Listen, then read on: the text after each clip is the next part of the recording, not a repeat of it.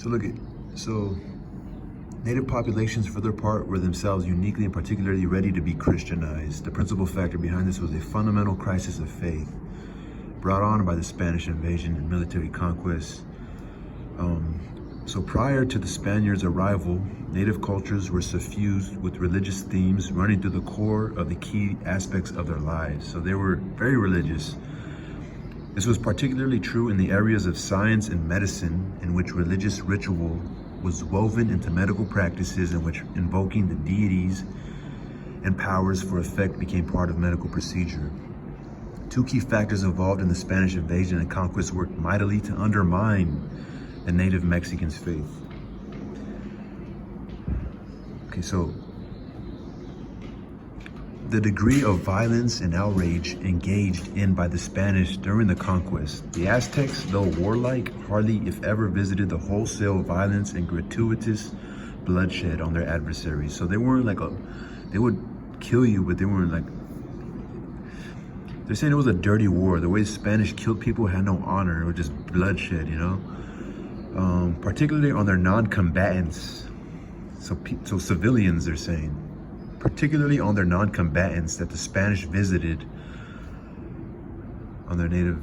A second aspect of this involved the apparent impunity. Like just how nature, they were being unpunished for the impunity of the Spaniards after desecrating native sacred sites and artifacts. So when these indigenous people, all they knew, like they had their shrines and their idols, right? And these things actually carried strong, powerful things when it came to faith, what they actually believed in. But they saw the Spaniards just destroying all this and not being punished by God. So they're starting to doubt their own faith, right? They caused Native Americans or Native Mexicans to begin doubting their traditional deities, rituals, and cosmologies. The third and more deeply felt factor was the outbreak of the Eurasian pandemic diseases, the smallpox, against which their native traditional rituals, deities, so when they prayed and they did their rituals and their practices, but they proved to be ineffective, dealing a critical blow to their faith. The latter was further intensified by the fact that while the native populations were being cut down by these diseases, by these Eurasian pathogens, the Spanish having long been exposed to these pathogens. So it was science, it was the way the body worked, it was biological. And having thus developed resistance and immunity to these diseases, were apparently not being affected by these things, or at least that was the immediate perception. It raised the logical question among native Mexicans as to whether the invaders, Christians, God, and religion were indeed superior to their own deities. Something that the Spaniards later would even believe themselves to be greater.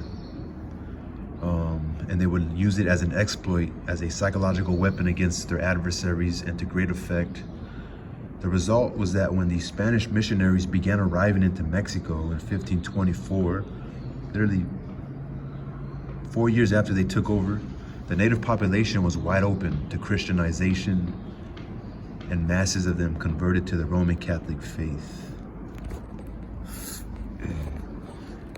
It's crazy because Christianity makes, you know, like paganism or your rituals that you believe in, just having some sort of positive faith, right?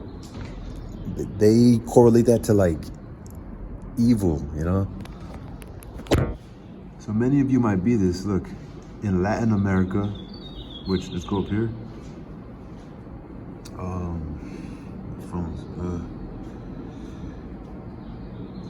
One long-term demographic consequence of this, combined with the high incidence of informal unions, meaning like two different races or different people come together and have sex between Spanish or other European men, often of higher rank, and indigenous women. So again, you know, the men of power have sex with the lower class, who they're rolling over as women, pretty much. Almost always at the lowest rungs was the formation of new demographic category, the mestizo or mestiza, which went on to become the majority of the American population by 1750. The power and ranking differentials.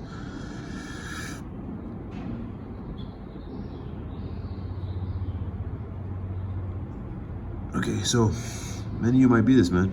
and you might be like light skinned, but then you had a grandma that's darker skin or a grandfather. So you're probably mixed, bro. You probably have some Spanish or European in you, but also have some indigenous descent. So you're called a mestizo or a mestiza. It's good to know. To have a title, you know, that you agree with, I guess.